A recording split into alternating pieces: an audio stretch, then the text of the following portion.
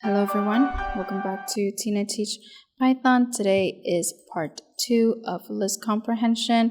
We'll be looking further into syntax analysis as well as the elements that make up the syntax, such as condition and iterable. First, let's review the syntax. I have a variable over here, a list.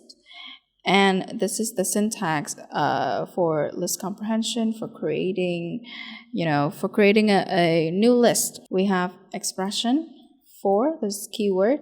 Words that are highlighted in blue are keywords, okay? Like for, in, and if. For item, in, iterable. If condition is equal to the Boolean value of true. Now, what does expression over here means? Expression refers to the current item that is involved in the output or the new list. For example, hello world for X in food. Now, food is an existing list, okay? So you don't need to pay much attention to it. I don't have it on the PowerPoint, but simply just imagine like a list with some elements such as like dumplings or vegetables or soup and whatnot. Now, hello for X in food. What do you think this does? Well, it replaces all of the elements in the old list food and create a new list based on that, but replaces every element with hello world, okay? Now, for our next example, if X equals to the string hello, else the string world for X in old list. What do you think this does? Well, what this simply does is that it removes all of the elements, replacing it with world, except for elements that have the same value as hello, okay? Now, this one is an easy one. X dot lower for X in old list. What do you think this lower method does? It is the opposite of upper. So if the old list has a bunch of uppercase letters, X dot lower will lower all of the cases. Next up, iterable. What does this mean? An iterable can refer to a listed tuple set a dictionary. For example, X for X in range 7 and X for X in range 5 if X is less than 2. I will give you a little bit of a demonstration for this part and all of the other parts too, as a matter of fact. Now, condition.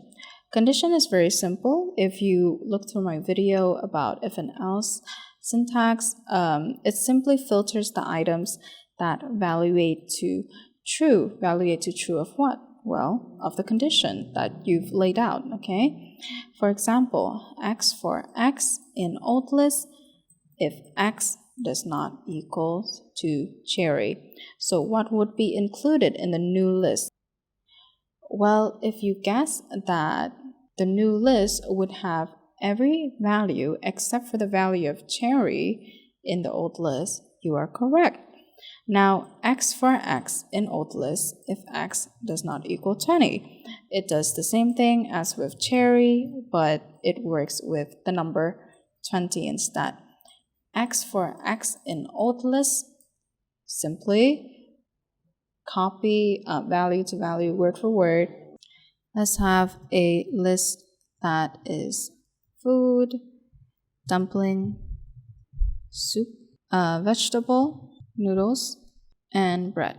Down here we have output equals to I'd like to order for X in food. All right, print output. We'll print the output every time it changes. Now we have another output over here equals X if X equals to dumpling, else soup for X in food. Print once again. As a matter of fact, I'm just going to copy this and I only need to paste it later on. Output equals to X dot upper for X in food. Print. Output once again. We'll use the same variable throughout. X for X in range 4, and we'll see what this prints. Output equals to x for x in range 7 if x is less than 5. Output equals x for x in food if x does not equals to vegetable. Output x for x in contrast to save. For the first output, I like to order for x in food.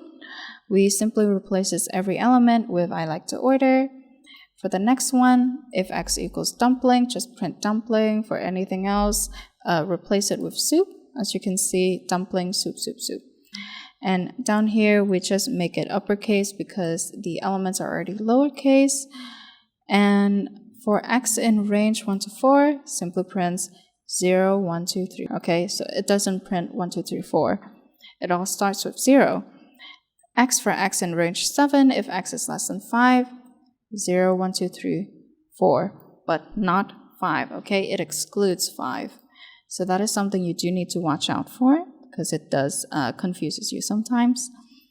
X for x in food if x does not equals to vegetable, it simply prints the list but minus the vegetable element. And x for x in food, simply just copy and paste the old list, the food list, into the new output list.